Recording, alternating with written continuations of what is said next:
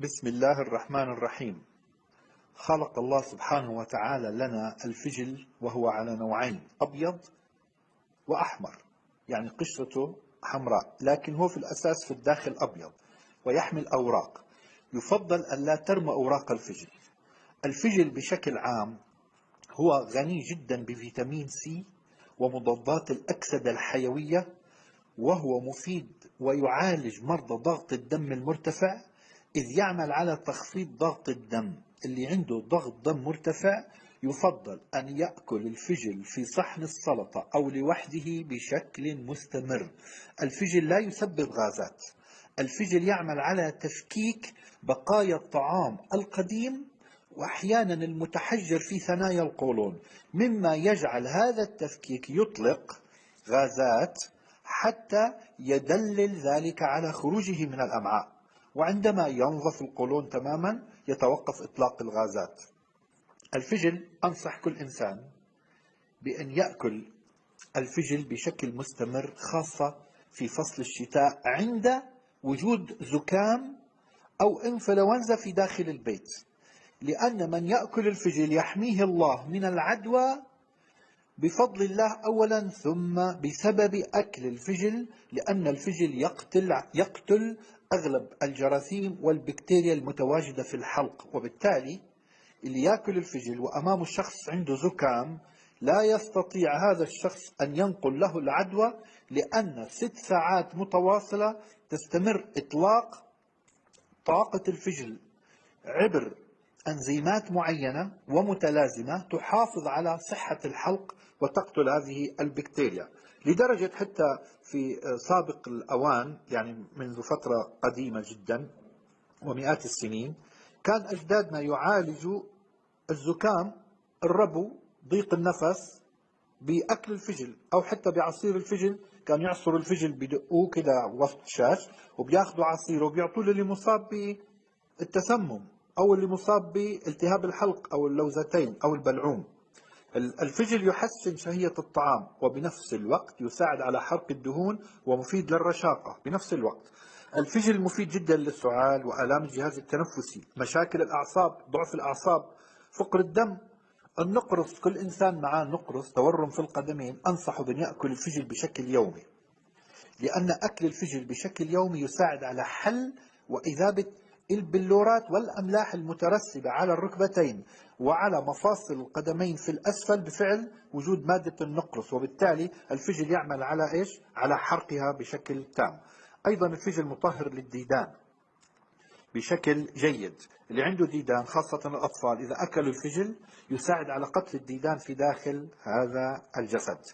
إذا أنصح الجميع ممن يعانون من ارتفاع ضغط الدم أو خفقان في القلب أو الصداع بأن يأكل الفجل، لأن الفجل به مستويات مرتفعة من البوتاسيوم والكالسيوم والمغنيسيوم بالدم، وهذه نسب لا توجد في أي نوع من أنواع الخضر مجتمعة بهذا الشكل الكبير.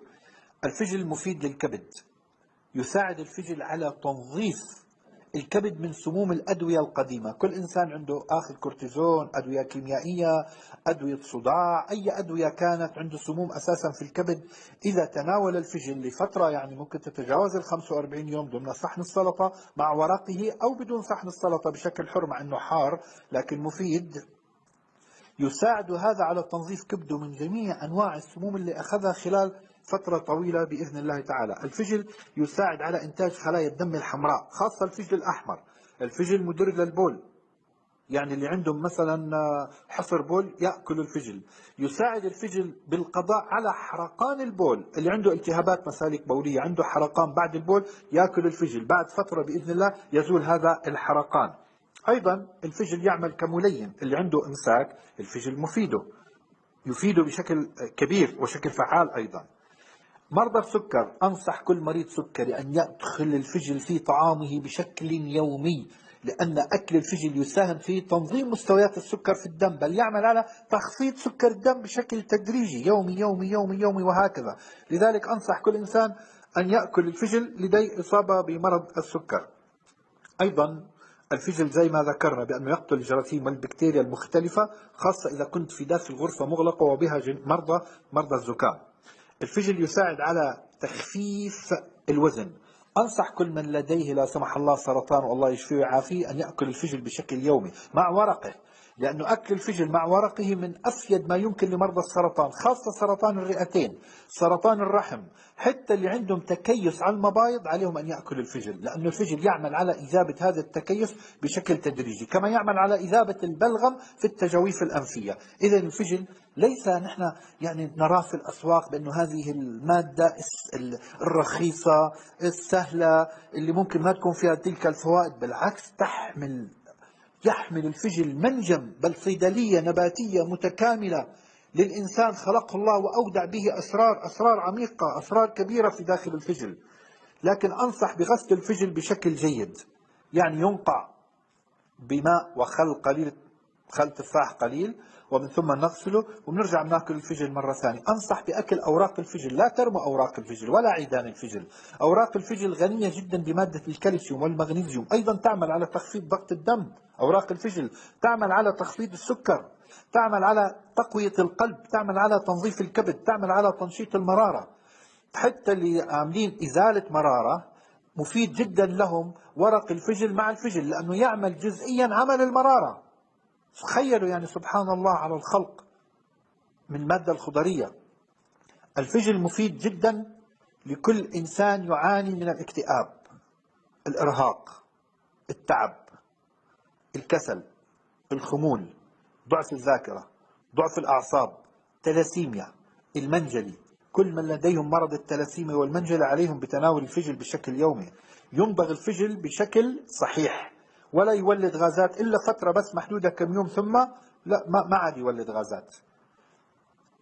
أتمنى منكم أن تكونوا قد استفدتم من هذه المعلومة، وإلى معلومات جديدة بإذن الله تعالى. معكم خبير التغذية والطاقة محمد عمر أبو راشد، دبي.